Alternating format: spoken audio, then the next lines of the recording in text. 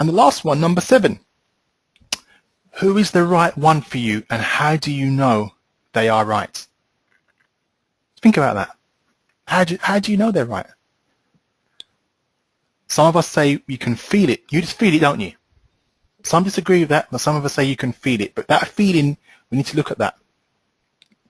You need to understand that men's and women's brains are very different, especially when it comes to relationships. What one thing would you say the difference are in men's and women's brains when it comes to relationships? Do you know any differences? Do you know that there are any differences? How many times have you felt something and it wasn't what you thought it was?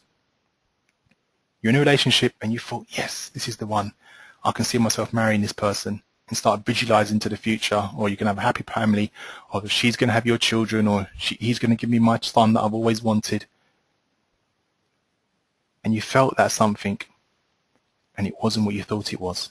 We've all been there, haven't we? Even myself. How was your emotional state? How did you feel at that moment in time? You must have your must-haves must be in place to avoid any disappointments from now on.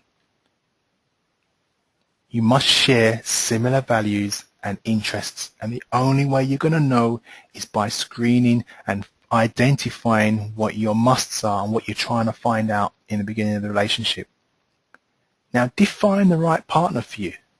What will be the right partner? Write it down, carry it around with you in your wallet, carry it around in your bag. Because once you start focusing on that on a regular basis, you will start to believe the right partner exists. And that's one of the main obstacles that you're having with yourself. You are believing that the right partner doesn't exist out there for you. You've given up hope. The media doesn't help, some women's clocks are ticking. Some men are feeling that they can't provide because they can't find a woman, and then they have pressures from their family. But you need to start believing the right partner exists, because once you start to believe that, then you start to be energized and start to actually work on going for that. Now, what personal development time have you given yourself?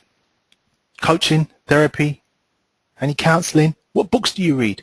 Seminars, workshops? And do you take advice from those living the life you want to live? If you're speaking to people that are single, angry, have issues, we've all been there, okay? And you're talking to them on a regular basis, you have to stop doing that, because they're subconsciously programming your mind to doom to failure for meeting the right partner. You've got to stop entertaining those people. And start walking, especially if only take advice from those that are walking the talk. It's very important. Walking the talk. Not these ones that are single, because they're not walking the talk. There's no point in getting advice from somebody that's single and angry and they can't find the right partner, and they're telling you what you should and shouldn't be doing and what's going wrong with you. And there's tools and resources out there. There's DVDs and CDs, and for example, this is a coaching program which I thank you so much for attending. This is developing you, and I'm sure that there's at least one positive thing and one positive action you're going to be taking from now on. So the goals that you're looking for and with the person you're looking for has to be similar, and you need to want someone with integrity. Is that important to you, integrity?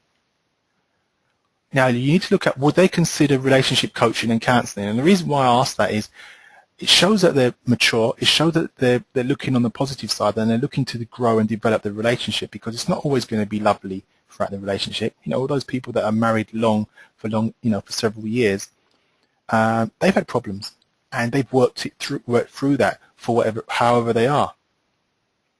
You need to service the relationship as well. What I mean by that is keep checking in every month or 2 months, going to see a coach or a therapist or a counselor just to see where you are in a relationship. And sometimes that helps. So you need to find someone that's interested in taking that step if they need to as well.